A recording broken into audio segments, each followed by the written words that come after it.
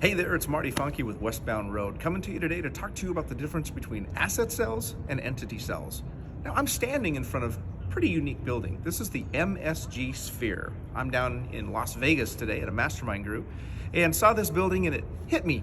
This is a great way to explain the difference between asset cells and entity cells. So let me tell you a little bit more about the sphere here. It's going to be 500 feet tall when it's done. It's going to be the largest spherical structure on Earth. Boy, say that 10 times real fast. And when it's done, it will be completely covered in LCD screens that will make it the largest screen in the world, and it will be visible from space. Pretty crazy. What's inside the sphere? It's going to be an entertainment venue, 17,000 seats, and it's going to have like 4D interactive experiences. So if you've ever done the Soarin' Over California ride at Disneyland or some of those other kind of virtual reality rides, that's what it's going to be like. Pretty amazing. Look up some details if you want to know more about it.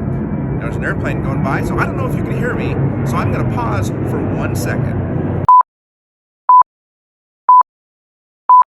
Okay, so you might be asking, what does the MSG sphere have to do with asset cells and entity cells and mergers and acquisitions in general? Well, I'm glad you asked. So the sphere here is a container.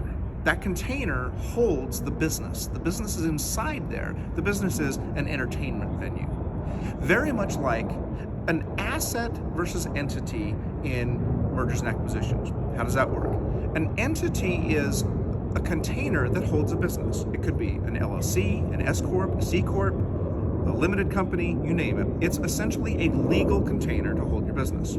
The business itself are the assets. Now, people get mistaken thinking the assets are only physical things like inventory. No, it's also intangibles. It's everything that has to do with your business, your processes, your procedures, your intellectual property. Everything that has to do with your business is held as an asset by your entity. Now, most mergers and acquisition deals in the under $10 million range are done as asset cells and not entity cells. Why is that? Well, it's because the buyers usually ask for that. The reason buyers usually ask for asset cells versus entity cells is for risk management. Let's tie it back here to the MSG sphere.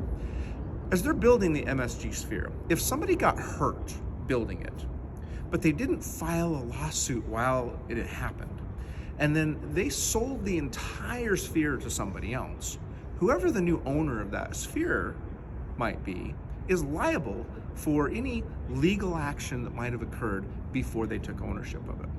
But what if it was an asset sale? What if you came and you bought what's inside the container, the assets of the business, but the container itself is not what you acquired? That's an asset sale. If something happened and somebody came after you purchased the business and said, hey, I was injured by the product, or harassment lawsuits, you name it, still the previous owners that are liable for that, not the new owners. And so it really protects the buyer to do an asset sale versus an entity sale. And that's why almost all transactions under about $10 million are asset versus entity. I hope that explanation using this great big 500-foot tall visual aid helped you understand just a little bit the difference between an asset sale and an entity sale. This has been Marty Funky with Westbound Road. Thanks for watching.